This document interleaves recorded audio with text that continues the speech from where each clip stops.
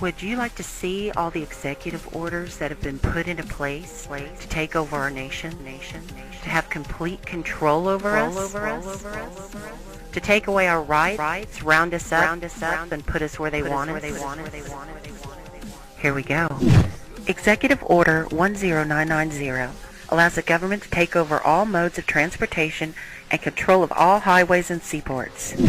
Executive Order 10995 allows the government to seize and control the communication media. Executive Order 10997 allows the government to take over all electrical power, gas, petroleum, fuels, and minerals. Executive Order 10998 allows the government to seize all means of transportation, including personal cars, trucks, or vehicles of any kind, and total control over highways, seaports, and waterways. Executive Order 10999 allows the government to take over all food resources and farms.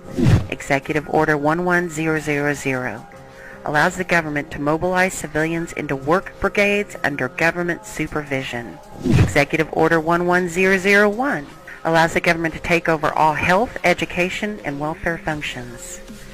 Executive Order 11002 designates the Postmaster General to operate a national registration of all persons.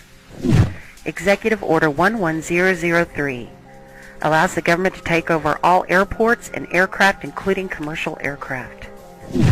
Executive Order 11004 allows a housing and finance authority to relocate communities, build new housing with public funds, designate areas to be abandoned, and establish new locations for populations.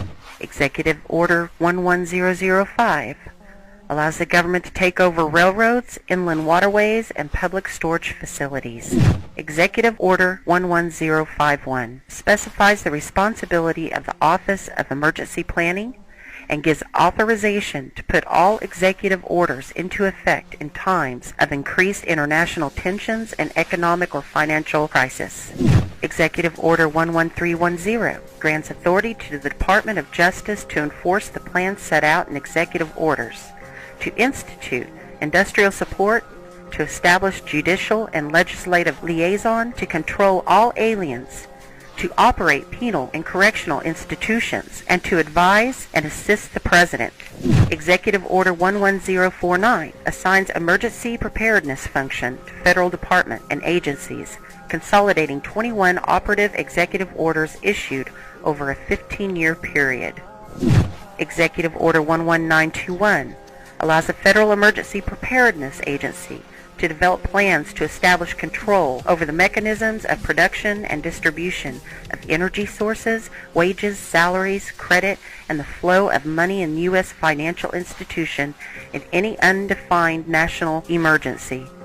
It also provides that when a state of emergency is declared by the President, Congress cannot review the action for 6 months.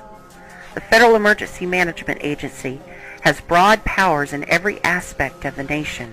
General Frank Salcedo, chief of FEMA's Civil Security Division, stated in a 1983 conference that he saw FEMA's role as a new frontier in the protection of individual and governmental leaders from assassination and of civil and military installations, from sabotage and or attack, as well as prevention of dissident groups from gaining access to U.S. opinion or a global audience in times of crisis. FEMA's powers were consolidated by President Carter to incorporate the National Security Act 1947 that allows for strategic relocation of industries, services, government, and other essential economic activities, and to rationalize the requirements for manpower, resources, and production facilities. The 1950 Defense Production Act gives the President sweeping powers over all aspects of the economy. The Act of August 29, 1916 authorizes the security of the Army in time of war to take possession of any transportation system from transporting troops, material, or any other purpose related to the emergency. The International Emergency Economic Powers Act enables the President to seize the property of a foreign country or national. These powers were transferred to FEMA in a sweeping consolidation in 1979. There's a storm coming and it can't be stopped. FEMA camps are being prepped in every major city. Superstores are being turned into death factories surrounded by razor wire. Mass graves are being set up across the country. These sites will become the final resting place for millions of Americans.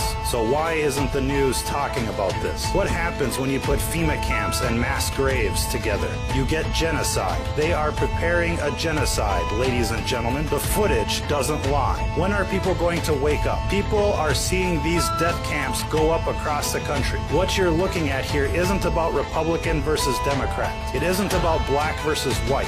It's about mass murder.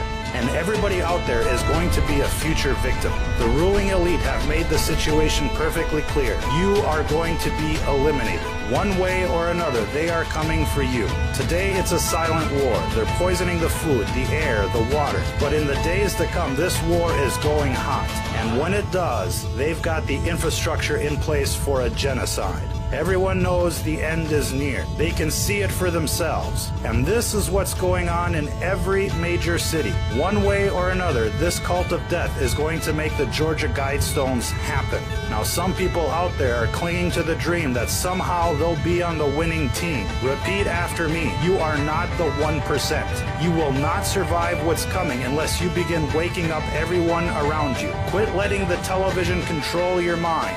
These people on television are not going to save you. Not one of them is talking to you about what you're looking at here. Instead, they're trying to divide us by selling us lies while plotting our demise.